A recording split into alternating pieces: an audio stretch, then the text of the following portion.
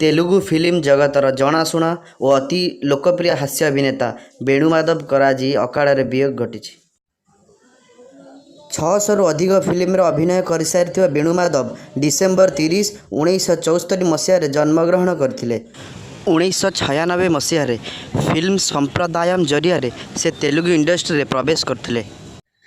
दीर्घ दिन है किडनी और लिभर जनित रोग में आक्रांत होई वेणुमाधव हैदराबाद स्थित जशोदा हॉस्पिटल रे चिकित्सा होते, किंतु दुखर विषय 39 वर्ष बयस से शेष निश्वास त्याग करते।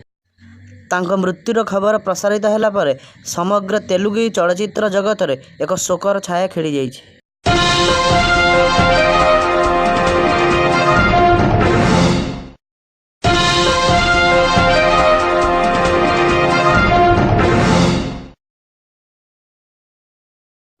आगक यही वीडियो देखिया एबे ही चैनल को लाइक शेयर और सब्सक्राइब करंतु।